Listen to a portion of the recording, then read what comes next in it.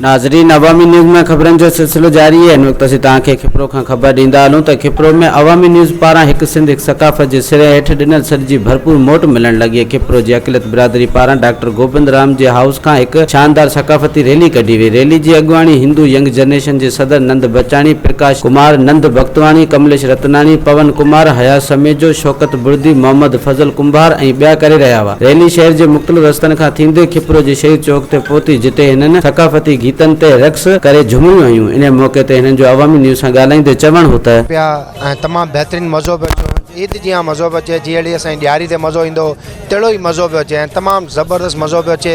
संगत आहे, young generation पूरी असांजे लख थोरा आहिनि, वीचारा सभु गॾु आया आहिनि ऐं तमामु बहितरीनु मज़ो पियो अचे। सन टी वी वारनि जेको ई प्रोग्राम रखियो, आवाज़ टी वी वारनि, जेके सिंधी चैनल आहिनि, सभिनीनि जा थोरात आहियूं। हिकिड़ी ईद वांगुरु मल्हायूं पिया, जीअं असां दीवाली मल्हाईंदा आहियूं, उन वांगुरु असांखे ॾाढी ख़ुशी आहे त हिन सिंधी मीडिया असांखे हिकिड़ी सिंध जो डे मल्हाइण जो माना हिकिड़ो उजागर कयो। यंगता जी तरफ़ा जेका टोपी डे जी रैली कढी वई आहे, उन में असांखे दावत हुई, असां शिरकत आहियूं।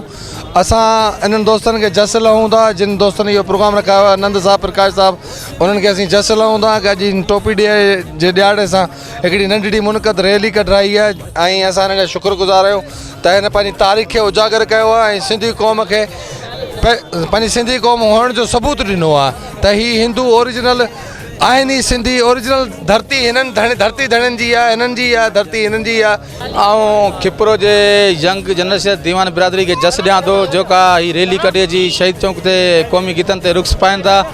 ऐं हीअ जेका सुभाणे 1 डिसंबर ते सिंधी मीडिया जेको सॾु ॾिनो आहे, हिकु सिंध हिकु सकाफ़त जो, इन ॾींहं खे असां क़ौमी ईद जो ॾींहुं करे जोश ऐं जज़्बे सां मल्हाईंदासीं।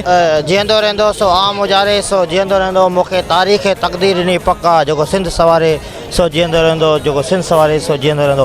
अॼु असांजे हिंदू दोस्तनि जेको आहे हिकु सकाफ़ती रैली जे हवाले सां सुभाणे जेको असां ॾींहुं मल्हाए रहिया आहियूं, उनजो आगाज़ करण लाइ हिकु रैली कढी आहे। असां जेको आहे सुभाणे हिननि सां गॾु हिकु भरपूर नमूने सां पूरी सिंध जीअं हिकु सकाफ़ती ॾींहुं मल्हाईंदासीं ऐं इंशाअल्लाह ताला पूरो खिपरो सुभाणे जरगी।